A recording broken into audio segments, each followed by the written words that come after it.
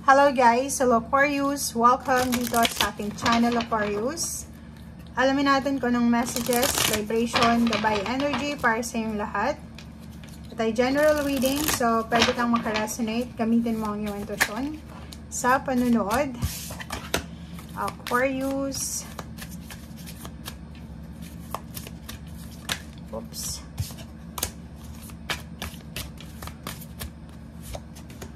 Okay. Okay guys, ang message sa iyo Aquarius is the same lang sa Gemini. Pwede mong mapanood yung Gemini. Ito ay para sa first 15 days ng February. So kung makikita mo dito, siguro for the past few years or few months, maraming kumbaga sumabog sa buhay mo. Sumabog ang iyong emosyon.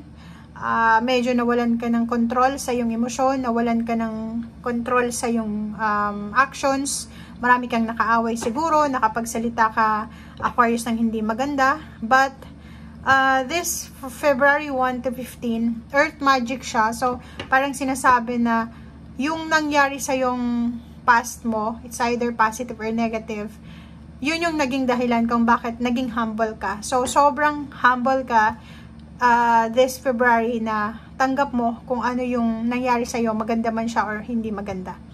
So ikaw lang yung siguro yung iba kasi, 'di ba, if nakaka-experience tayo ng mga sadness, mga disappointments, mas lalong nagiging mas bitter, 'di ba? Pero ikaw, yung mga sadness mo, yung mga napagdaanan mong hindi maganda is naging daan para mas maging humble ka sa buhay. And sinasabi ng baraha dito sa iyo Aquarius na parating na yung summer solstice sa iyo, yung radiance, yung the sun.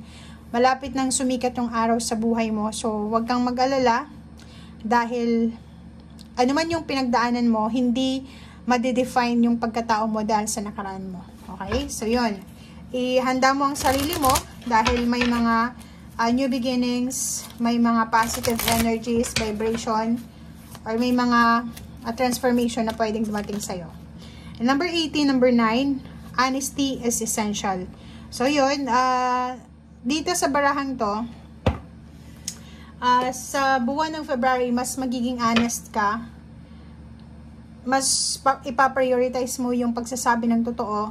Or mas, alam mo yun, ayaw mo nang may magsinungaling sa'yo. So, kung ano yung ayaw mo, yun din yung gagawin mo. So, parang ayaw mo nang sinungaling, so hindi ka magsisinungaling. Ayaw mo nang manloloko, so hindi ka manloloko. Parang ganun ang mindset mo simula ngayon. Sobrang humble ka nga, 'di ba? Naging sobrang humble ka. Yung mga pinagdaanan mo siya yung nagtulak sa iyo para baguhin lahat sa buhay mo.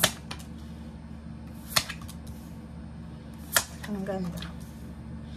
Okay, so Aquarius, nakikita natin dito na may paparating sa buhay mo. So, it's a double confirmation na posibleng may parating na pera or ikaw yung hahanapin mo yung perang ito.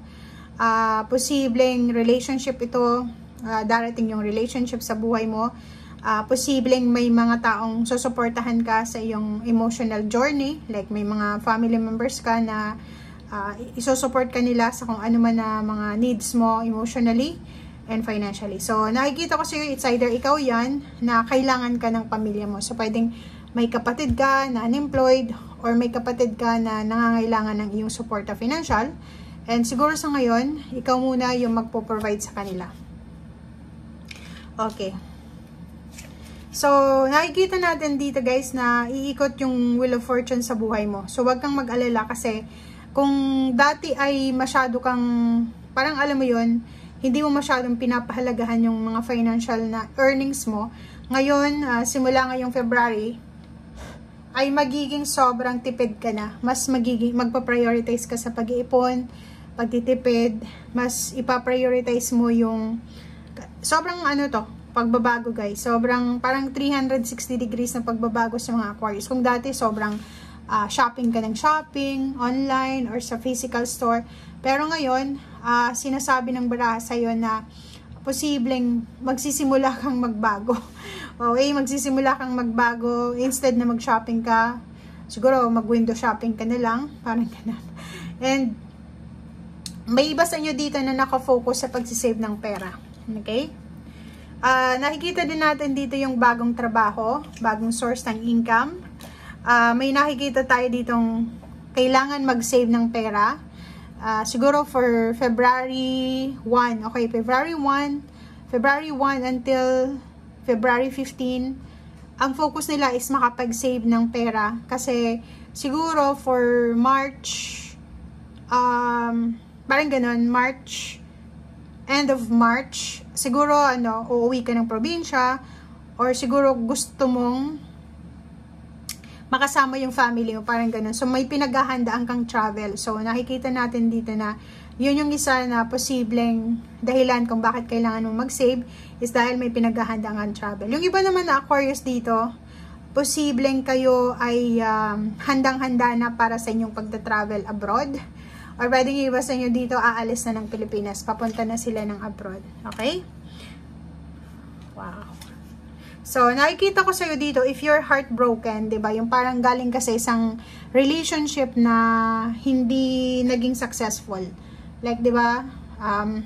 Nakaranas ka ng hindi magandang relationship. Sinasabi ng bara sa'yo dito na yung pagiging broken heart mo ay posibleng magbago. Kasi may Wheel of Fortune dito. Yung dati ay broken hearted ka, ay pwedeng ma-excite ka ulit and magbukas ulit yung puso mo sa ibang tao para papasukin ulit yung pag-ibig or makapagsimula ka ulit ng bagong buhay. Okay? So, yun. So, it's a confirmation, guys, yung travel dito. Pwedeng yung iba bibili ng sasakyan or yung iba sa inyo dyan is kailangan umalis. Oh, yun nga. Diba? May iba sa inyo dito ang kailangan umalis. Pwedeng yun ang matatanggap mong balita sa ngayon. Like, for example, nag-apply ka ng trabaho sa ibang lugar, lalo na sa ibang bansa. Okay? Nakikita ko sa'yo dito na handa ka, diba? Parang willing ka naman na mag-sacrifice. Siguro, nakikita mo yung mga kapitbahay mo na nasa ibang bansa na sila, and iniisip mo na kaya nila, bakit hindi mo makakaya? So, nakikita ko sa'yo dito, sobrang excited ka, pero kailangan mong lakasan ng loob mo. Doon ito sa mga magta-travel, doon sa aalis papuntang ibang bansa, or aalis papunta doon sa trabaho ko nila, sa bagong trabaho. So, kailangan mong maging courageous. Kailangan mong lakasan ng loob mo. Okay? So, yan guys ang nakikita natin dito. Aquarius, maraming salamat and see you again. Bye!